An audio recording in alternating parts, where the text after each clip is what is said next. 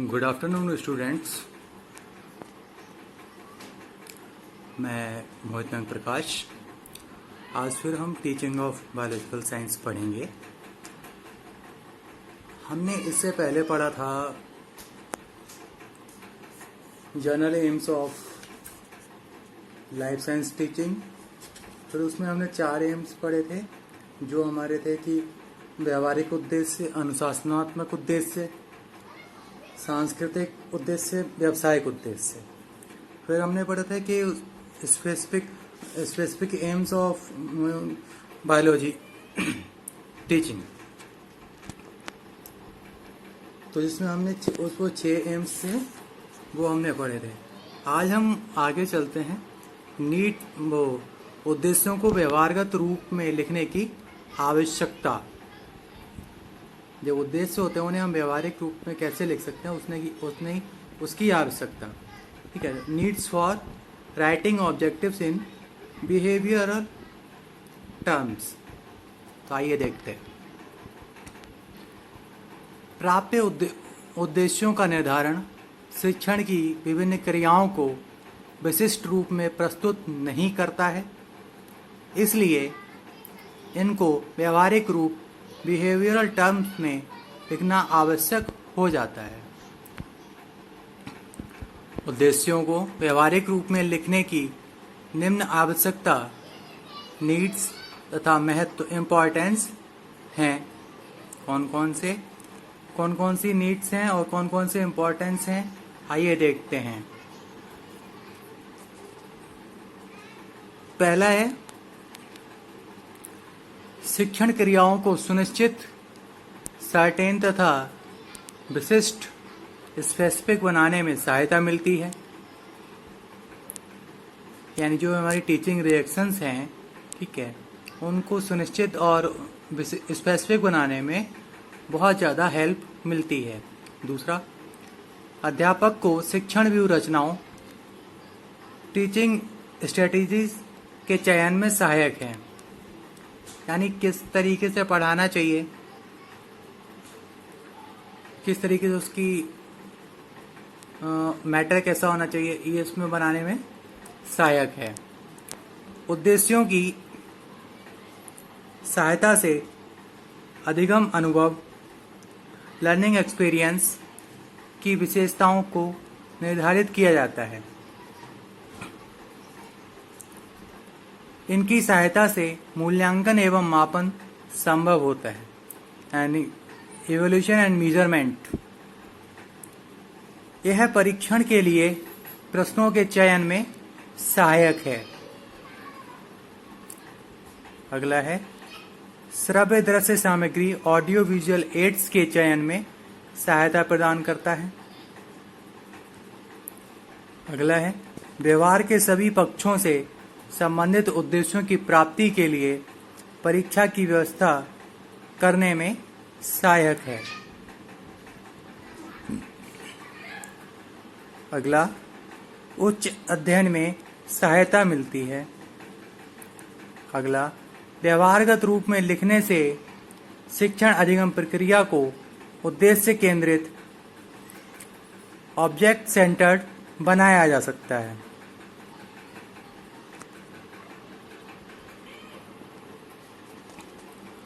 अगला है व्यवहारगत रूप में लिखने से अधिगम एवं शिक्षण उद्देश्यों में निश्चितता आती है। व्यवहार रूप में लिखने से छात्रों में वांछित व्यवहारगत परिवर्तन का पता लगता है। स्कारफोल्ड महोदय ने उद्देश्यों को व्यवहारगत रूप में लिखने के निम्नलिखित लाभों, एडवांटेज या महत्व, इम्पोर्टेंस को स्पष्ट किया है। पहला है उद्देश्यों को विशिष्टीकरण करने में सहायता मिलती है, and helps in specification of objectives.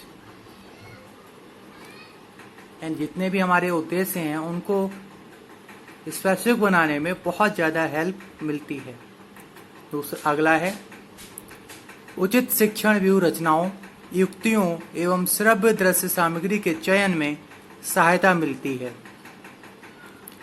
helps in selecting appropriate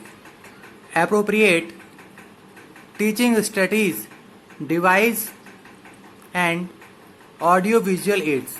इसमें ये बताया गया है कि हमें किस टीचिंग वीडियोस के लिए किस ऑडियो विजुअल एड्स का यूज़ करना चाहिए, तो उसमें मदद मिलती है। अगला है, शिक्षण को अधिगम से प्रभावशाली ढंग से संबंधित किया जा सकता है। Teaching can be related to learning effectively. परीक्षण निर्माण हेतु परीक्षण पदों या प्रश्नों का चयन करने में सहायक है। हेल्प्स इन सिलेक्टिंग आइटम्स और questions for preparing a test. व्यवहार रूप में लिखने पर अधिगम अनुभवों एवं व्यवहारगत परिवर्तन में एकीकरण करने में सहायता मिलती है। Helps in integration between learning experience and change in behaviour.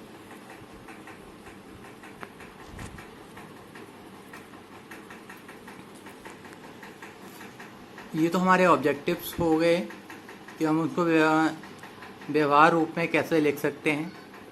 ठीक है, अब आगे आते हैं प्राप्त उद्देश्यों को व्यवहारगत रूप में लिखने की विधियाँ। Methods of writing objectives in behavioural terms.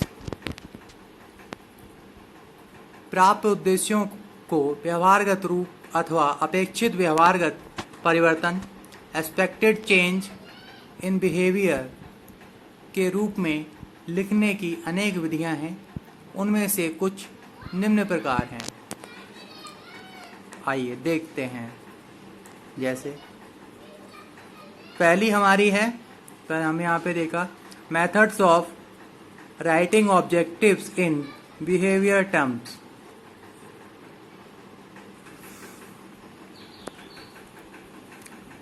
तो आइए देखिए, जैसा हमने बताया methods of writing objective in behaviour terms. तो यहाँ पे हमारे कई ऑब्जेक्टिव्स हैं, कई मेथड्स हैं। जैसे पहला हमारा ब्लूम की उपागम, ब्लूम्स अप्रोच।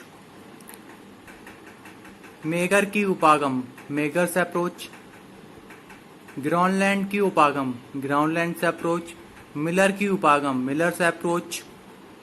एनसीईआरटी या आरसीईएम उपागम, एनसीईआरटी या आरसीएम अप्रोच। तो इनको दिया किसने है? ब्लूम उपागम को डॉक्टर बीएस ब्लूम ने दिया है। ठीक है, मेगर उपागम को रॉबर्ट मेगर ने दिया। ग्राउंडलैंड उपागम को एन.ई. ग्राउंडलैंड ने दिया। मिलर उपागम को रॉबर्ट मिलर ने दिया और एनसीईआरटी या आरसीएम अप्रोच को आरसीईएम मैसूर ने दिया।